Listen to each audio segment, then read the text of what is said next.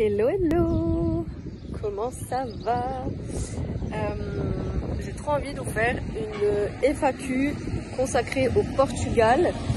Donc, je vais mettre quelques questions et je vais répondre au fur et à mesure que je pense vraiment qui peut vous éclairer. Alors, on va savoir, c'est la première fois que je vais au Portugal et je suis pas du tout dans la zone touristique de Lisbonne. Je suis vraiment dans le Portugal pur, dans le local.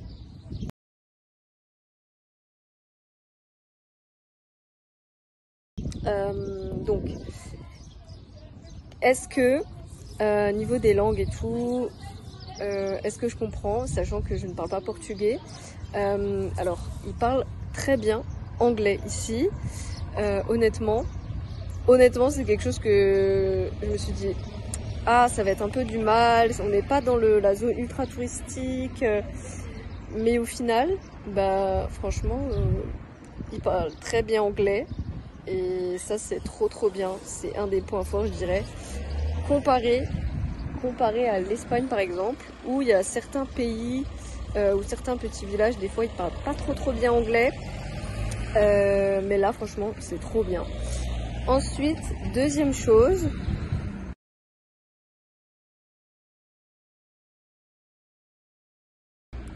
je pense que vous l'attendez tous, est-ce que le tarif niveau des courses est plus cher qu'en France?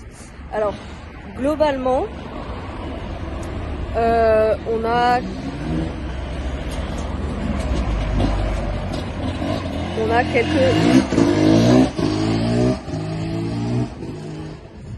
quelques euros de différence.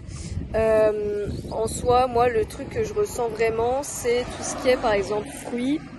Pareil, il y a une grande diversité des fruits. Qu'est-ce que je vois aussi la différence? Ouais, je dirais 1 ou 2 euros sur chaque produit de différent. Ce qui fait qu'à la fin, peut-être, oui, vous avez divisé, vous avez peut-être 20 euros en moins si vous faites vraiment des grosses courses. Voilà. Encore une fois, je trouve les prix corrects et voilà. Pour les choses basiques en soi, tout ce qui est viande, œufs, poissons, etc. Honnêtement, je trouve pas qu'il y ait une différence au niveau des tarifs. Mais après, comme je vous l'expliquais, c'est peut-être 1 euro ou 2 euros par produit. Et ce qui fait qu'à la fin, vous allez avoir vraiment quelque chose de, quand même, votre caddie moins cher qu'en France.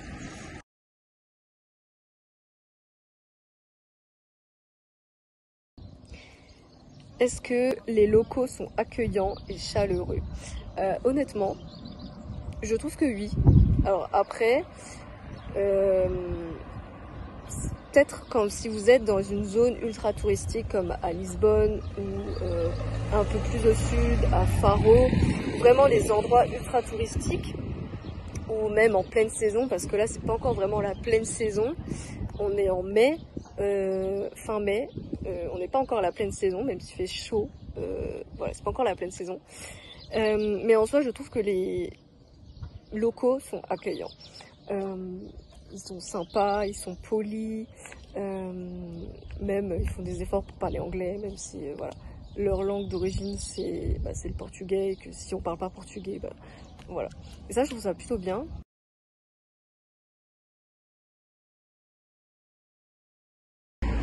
Bon, je me change un petit peu, comme ça vous avez une autre vue.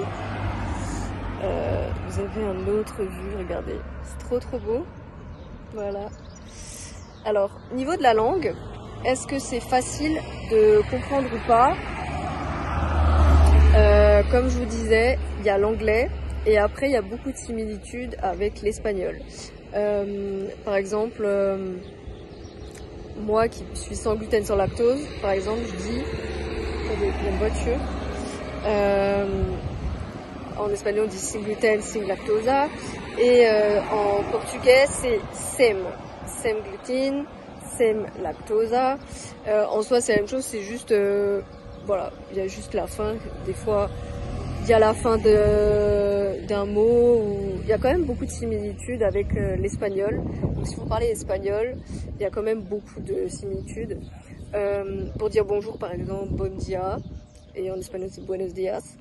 Là, vous avez quand même, voilà, il y a quand même des mots transparents par rapport à l'espagnol.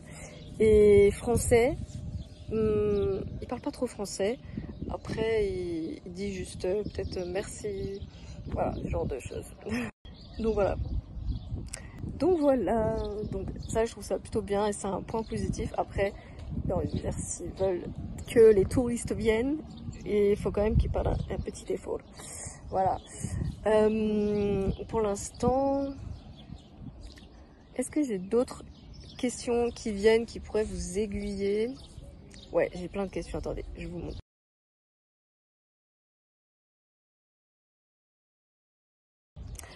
Alors, moi du coup, comme je suis une alimentation sans gluten, sans lactose, est-ce que c'est facile ou pas de trouver à manger ici?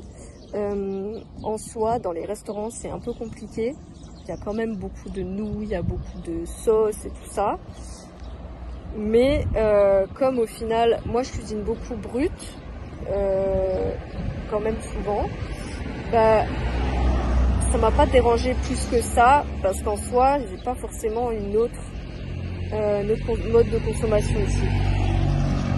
Donc là, par exemple, j'étais manger des sushis, et j'ai quand même mieux digéré les sushis ici qu'en France. En France, j'ai tout de suite mal au ventre, faire attention et tout ça. Voilà.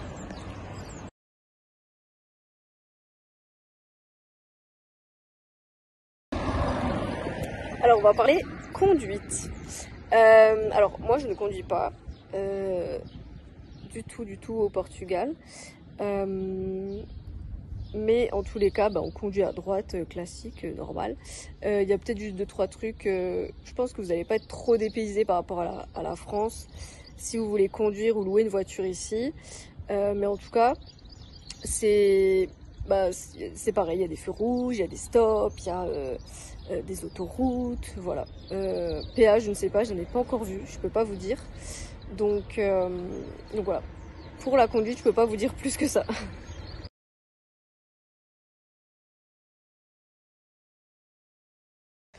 Bon, je me suis changée entre temps et je reprends la deuxième partie de la FAQ, spéciale Portugal. Alors, je vous disais que justement, il y a ici, j'ai quand même mieux digéré les sushis et c'est quand même moins transformé dans l'ensemble. Ça veut dire que je trouve que c'est fait sur le moment.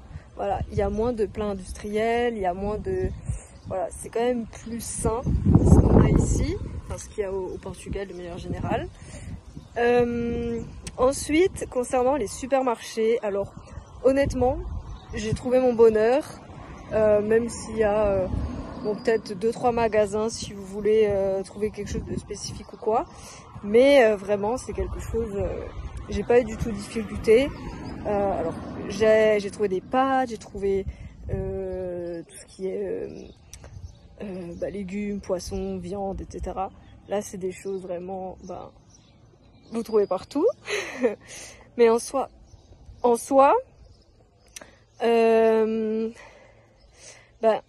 vous allez trouver assez facilement en fait. Donc voilà. Par contre, juste si vous êtes vegan, c'est un petit peu plus compliqué, par exemple dans les restaurants.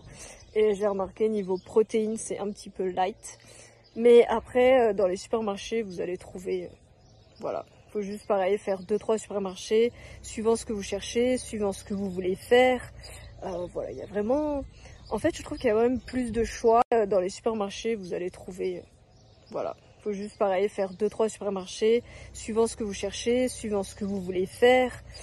Voilà, il y a vraiment... En fait, je trouve qu'il y a quand même plus de choix et c'est quand même très abordable.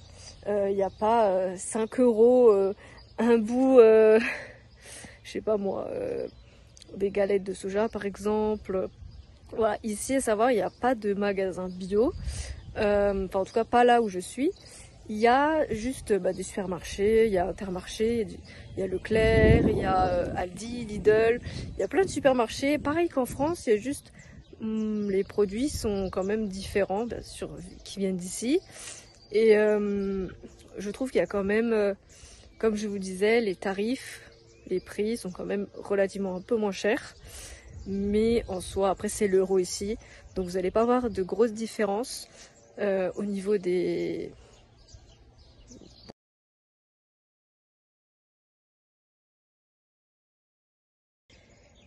Alors, comment ça se passe niveau paiement? Est-ce que, bien évidemment, est-ce qu'on peut payer avec une carte bancaire française par exemple? Faut juste faire attention, dans les restaurants locaux, ils ne prêtent pas de carte bancaire. Donc ayez sur vous de l'espèce. Même si c'est l'euro, tous les restaurants n'ont pas forcément de contrat avec des banques internationales. Donc prévoyez quand même de l'espèce sur vous au cas où. Voilà, le restaurant ne prend pas, mais en soi dans les supermarchés, tout le monde prend.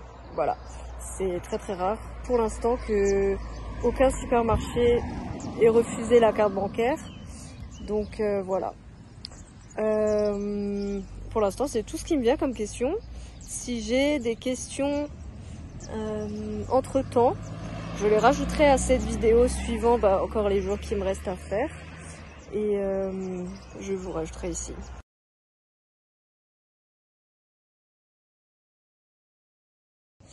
Alors ensuite, autre question qui vient, est-ce qu'il y a des choses à faire? Est-ce que vous n'allez pas vous ennuyer? Alors la réponse c'est, il faut quand même avoir une voiture de location ou quelque chose si vous voulez vous déplacer. Alors si vous n'êtes pas au centre-ville de par exemple Lisbonne, Faro, des grosses villes quoi. Porto, voilà. Faut quand même que vous ayez une voiture si vous voulez vous déplacer, parce qu'en soi il y a plein d'endroits qui sont pas connus et qui sont pas touristiques et qui sont vraiment des pépites quoi. Donc vraiment si vous pouvez, en tout cas financièrement, louer une voiture, parce que ça je ne pourrais pas vous dire, je ne sais pas. Prenez une voiture et vraiment conduisez vraiment sur les petites routes portugaises. Vraiment il y a trop de beaux lieux. Et c'est, en vrai, vous allez être super tranquille, il n'y a personne sur les routes quasiment, voilà.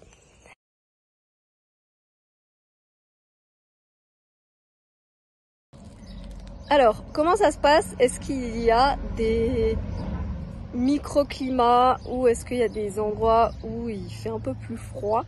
Alors, moi, du coup, le seul endroit où je trouve qu'il a fait vraiment frais, vraiment où j'étais en t-shirt pantalon court et je trouvais même que c'était largement supportable, c'était à la ville de Nazaré. Mais en soi c'est parce que je pense que c'était un peu plus au nord que là où je suis, mais en soi c'était pas dérangeant, il fait quand même chaud, mais il y a quand même sur la plage en tout cas, il y avait quand même une brise d'air fraîche. Et j'avais un peu froid quand même. Voilà, pas rester longtemps sur la plage. Si ce n'est, faites très attention à ça d'ailleurs. Emmenez quand même, si jamais vous venez, emmenez peut-être un gilet et une veste. Des fois, il fait un petit peu frais par endroit.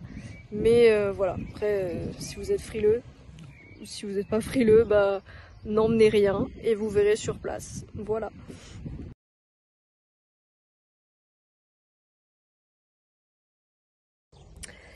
Et concernant, est-ce que c'est facile de trouver des places pour stationner si vous venez en voiture?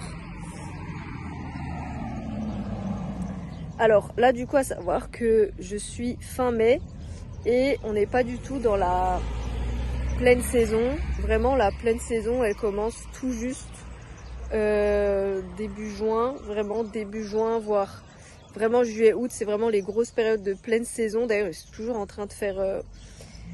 Là, si vous venez hors pleine saison, vous allez voir, vous allez sûrement voir que les gens ils font plein de travaux, plein de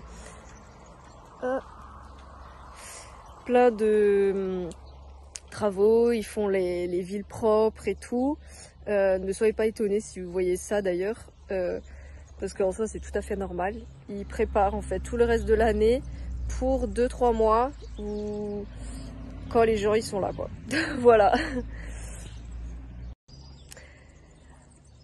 Donc est-ce que vous pouvez trouver facilement une place de parking? Alors à cette période je vais vous dire oui, même s'il y a des endroits où c'est un peu compliqué, par exemple dans les grosses villes comme là où j'étais à Fatima, c'est un peu compliqué. Pareil Tomar, si vous venez, c'est un peu compliqué. Par exemple si vous venez par exemple vers fin de matinée, vous allez peut-être un petit peu galérer entre guillemets, mais il y a toujours des places quoi. Il y a toujours des places.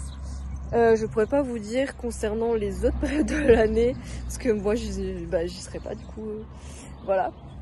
Mais en soi concernant les places de parking et tout, il y a du choix. Il y a des parkings souterrains, il y a plein de choses, voilà. Vous allez avoir du choix.